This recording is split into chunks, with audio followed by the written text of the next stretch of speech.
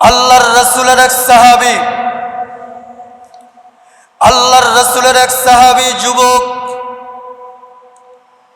ওই যুবক গিয়ে বলতেছে, ওগো নবী, হাউ মাউ করে কান্না করে আর বলতেছে, ওগো পয়গম্বর, আমি এমন এক গুনাহ করে ফেলেছি যেই গুনার দ্বারা আমি মনে হয় জাহান্নামের আসামি হয়ে গেছি। ওই সাহাবী এমন ভাবে আল্লাহর রাসূলের কাছে কান্না করা শুরু করে দিলেন। শুরু করে দেওয়ার পর আল্লাহর রাসূল বলতেছে, ও যুবক, তুমি যে এমন ভাবে কান্না করতেছ, তোমার এই গুনাহটা কি আমার আল্লাহর আসমান এবং জমিন থেকে বড় নাকি? ওই যুবক বলতেছে, পয়গম্বর, আমার মনে হয় আসমান জমিন থেকে আমার গুনাহটা বড়। ওই যুবক অজর ধরে কান্না করে বলতেছে, ও পয়গম্বর, আমি যেই গুনাহ করেছি, এই গুনার দ্বারা মনে হয় আমি জাহান্নামের আসামি। পয়গম্বর বলতেছে, রে সাহাবী, তুমি যে এমন ভাবে কান্না করতেছ, তুমি যে তোমার গুনার কথাটা আমার কাছে বলতেছ না। ও সাহাবী, তুমি তোমার গুনার কথাটা আমার কাছে বলো। সাহাবী বলতেছে, গো পয়গম্বর, দুনিয়ার মানুষ যখন মারা যায়, দুনিয়ার মানুষ যখন মারা যাওয়ার পরে কবরস্থ করে, কবরস্থ করার পরে যখন মানুষ মাটি দিয়ে চলে যায়, ওগো পয়গম্বর, আমি ওই সময় মানুষ চলে যাওয়ার পর আমি গভীর রাত্রে ওই কবরের সামনে দাঁড়াইয়া কবরটা খনন করে করে আমি ওই কবর থেকে আমি ওই কাপনটা নিয়ে আমি বাজারে বিক্রি করে ফেলি। ওরে পয়গম্বর, আমি যখন এরকম করে করে আমার সংসার চালাই, এক সময় মদিনার ভিতরে এলান পড়ে গেল, মদিনার ভিতরে বিশ্ব সুন্দরী রূপসী একটি মহিলা দুনিয়ার জমিন থেকে মারা গেছে। ওই মহিলাকে অমুক কবরস্থানে মাটি দিবে। আমি যখন এই কথা শুনলাম, শোনার পরে আমি যখন গভীর রাত্রে চলে গেলাম, চলে যাওয়ার পর আমি যখন ওই কবরের মাটি সরাতে লাগলাম, সরাইতে সরাইতে যখন কবরকে খনন করে যখন ওই মহিলার শরীর থেকে আমি যখন কাপড় নিয়ে যখন চলে আসতে লাগলাম, আমাকে কে জানি পিছন দিয়ে ডাক দিয়ে বলতেছে, ও যুবক, এই মদিনার ভিতরে সবচেয়ে রূপসী মহিলা, সবচেয়ে সুন্দরী মহিলা এই কবরস্থ আছে রে যুবক। এই মহিলার সাথে তুমি একটি তোমার খায়েশা পূরণ করে নাও।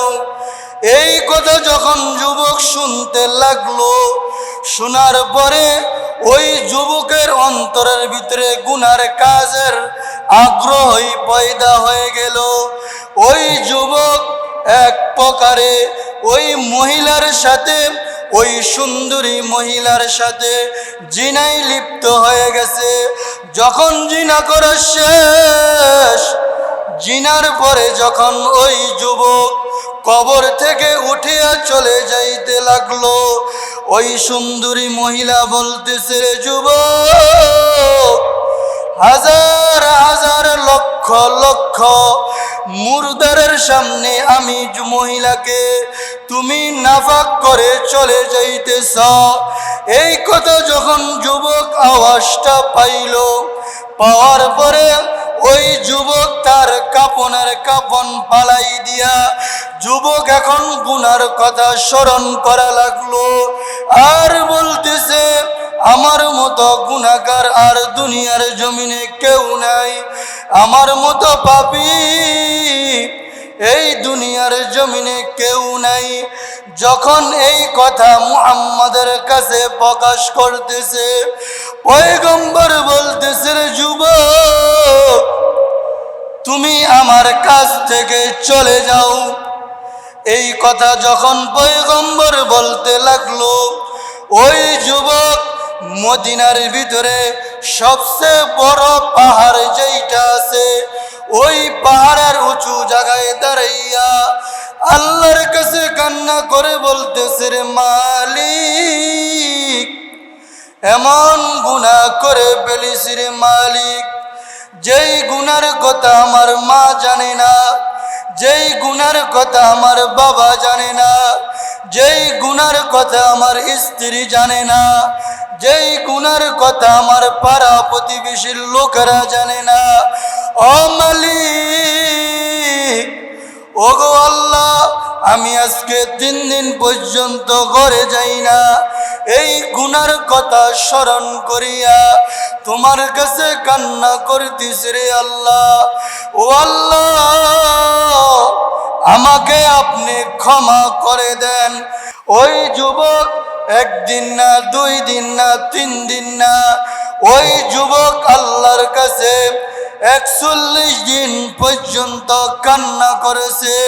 কান্না করার পরে ওই যুবকের চোখ দিয়ে আর পানি আসে না, ওই যুবকের চোখ দিয়ে এক প্রকারে রক্ত আসা শুরু করে দিয়ে গেল।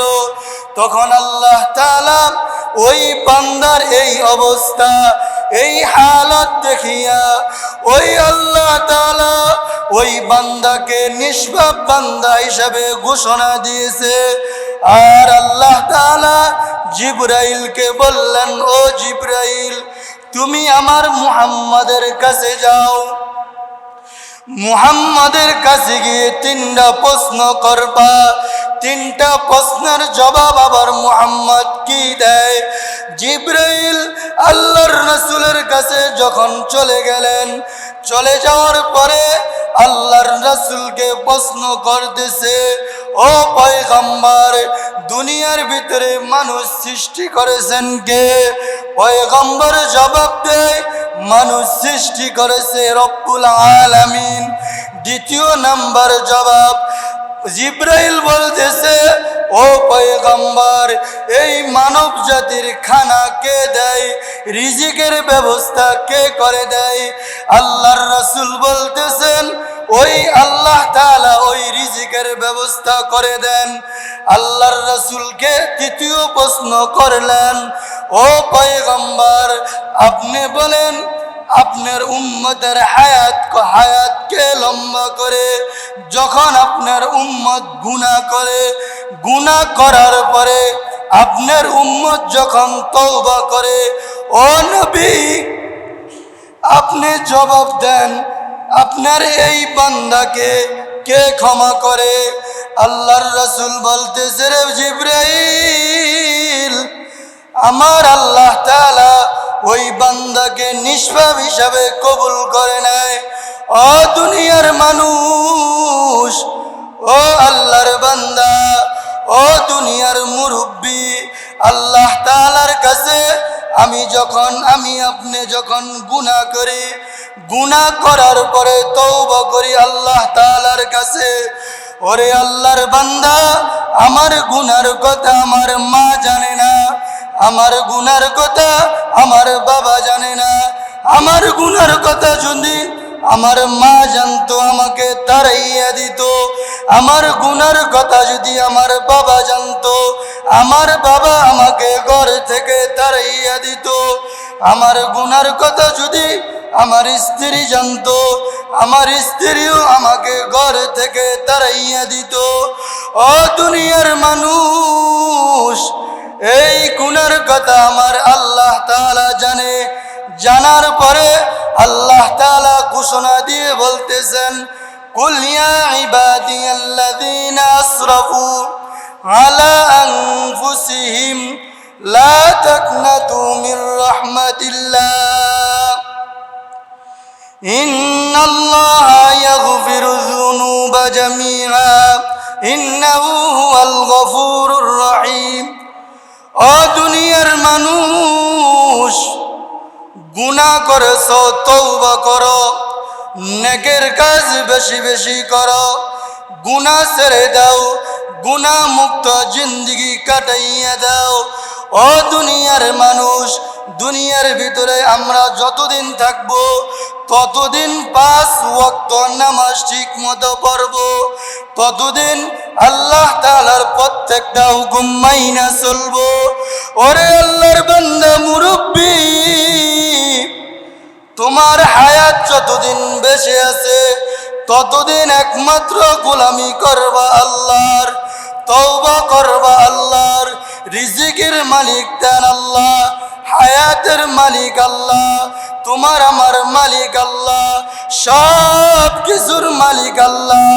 আমার গুনার কথা যদি মানুষে জানতো, মানুষে আমাকে ঘর থেকে তাড়াইয়া দিত, এলাকা থেকে তাড়াইয়া দিত। ওরে আল্লাহর বান্দা যুবক, তোমাদের হাতে পায়ে ধরে বলে যাই রে বাবা, ও মুরব্বী বাবা, ও যুবক ভাই, দুনিয়ার জমিনে যতদিন থাকবা ততদিন গোলামি করব কার? জোরে বলেন, গোলামি করব কার? এই দুনিয়ার জমিনে গোলামি করব কার? ইবাদত করব কার? হুকুম চলব কার? সুন্নত মানব কার? ও দুনিয়ার যুবক, আল্লাহ তাআলার প্রত্যেকটা হুকুম মাইনা মাইনা চলবো।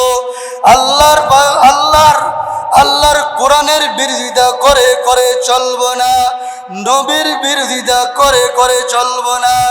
দুনিয়ার ভিতরে যতদিন থাকবো ততদিন নবীর সুন্নতকে মাইনা মাইনা চলবো। ও এলাকার মুসলমান, ও এলাকার যুবক, তুমি আমি গুনার কাজ ছাড়তে পারি না, নেকের কাজ ধরতে পারি না। বলেন তো, নবী কাল কিয়ামতের ময়দানে সেজদা অবস্থায় থাকবে আর বলবে ইয়া উম্মতি, ইয়া উম্মতি, ইয়া উম্মতি।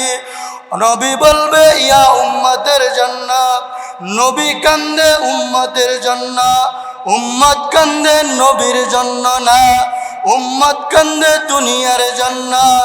আল্লাহ তাআলা কোরআনে পাকে বলতেছেন, ওয়ালা সাউফা ইউতিকা রব্বুকা ফাতারদা। ও নবী, আপনি মাথা উঠান। নবী বলতেছেন, না, আমি মাথা উঠাবো না। আমার উম্মত, আমার একটা উম্মত যেন জাহান্নামে না যায়। আল্লাহ তাআলা ঘোষণা দিয়ে বলতেছেন, ও নবী, আপনি মাথা উঠান। ওয়ালা সাউফা ইউতিকা রব্বুকা ফাতারদা। ও নবী, আপনি আজকে যা চাইবেন তা দিয়া দিমু। ও নবী, আপনাকে আজকে দিতেই থাকবো, দিতেই থাকবো, দিতেই থাকবো।